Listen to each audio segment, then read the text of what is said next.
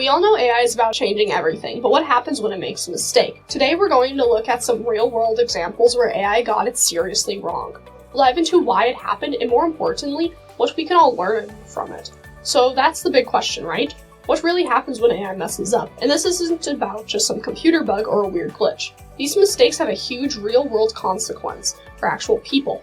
Okay, let's get right into it. We're going to break down two specific examples that show this problem perfectly. First, we'll talk about facial recognition, and then we'll look at some AI hiring tools. First up, a case I like to call the recognition gap. This is all about one of the earliest and most common types of AI out there, the kind designed to recognize our faces.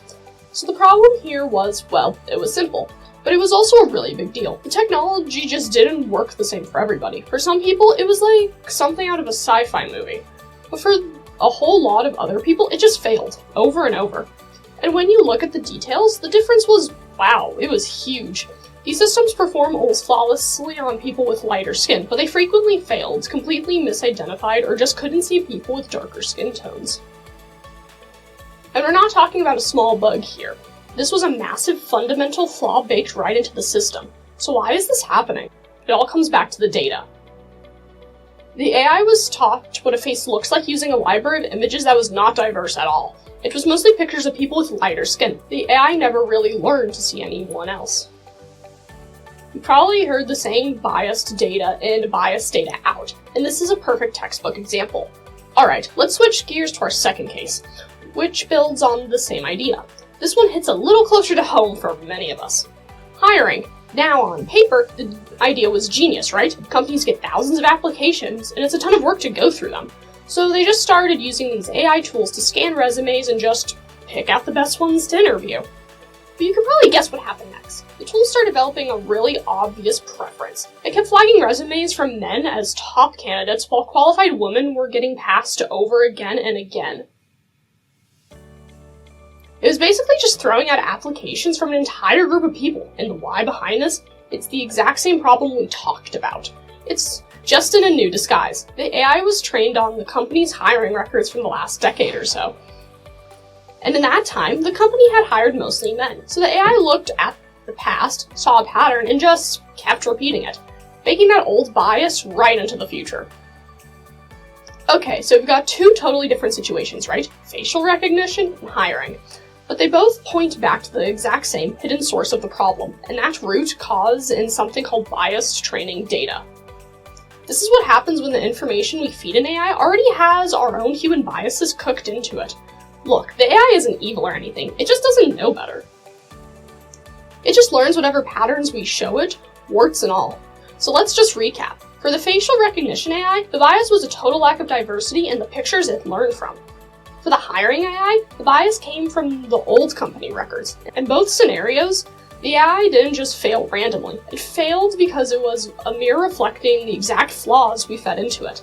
And this is a really important point. The people who built these systems probably weren't trying to be unfair. They weren't setting out to build something biased.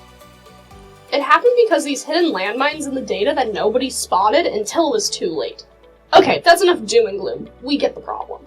The real question is, what are we doing about it? How do we actually fix this? And here's the good news. People are paying attention. The industry is seriously learning from these big mistakes and figuring out how to build better, fair AI. It's a work in progress, but progress is happening. So what does that look like in practice? It really boils down to three key things. Step 1, get better data. Like way more diverse data from all kinds of people. Step 2, bring in the human. Have actual people check the AI's work and act as a common sense filter. And step 3, you have to actually look for the bias. Test for it, hunt it down, and fix it before the tool ever sees the light of day. Okay, this is where it comes back to you. Because this isn't just a problem for giant tech companies. It's about the responsibility that anyone who creates technology has, no matter how big or small the project is. Here's the bottom line. If you're building stuff with AI, your job isn't just to make it clever. You've got to build it to be ethical. That has to be baked in from the very beginning, not something you think about at the end. And a great way to start is by asking yourself a few really simple but incredibly important questions.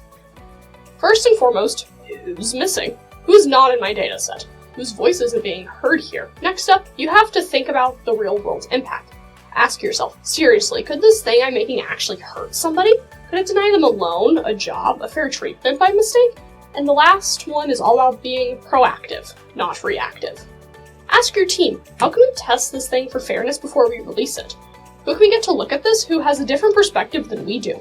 And I think this is the most important thing to remember. AI isn't magic. It's not some mysterious force we can't control. It's a tool made by us, by people. And because we make it, that means we have the absolute power to make it better. So that's really the big idea I want to leave with you. Whether you're coding the next big thing, designing an app, or even just deciding which tech to use, you have a role to play. You have the power to push for and to help create AI that's fair for everyone. And that's not just a responsibility, it's an incredible opportunity.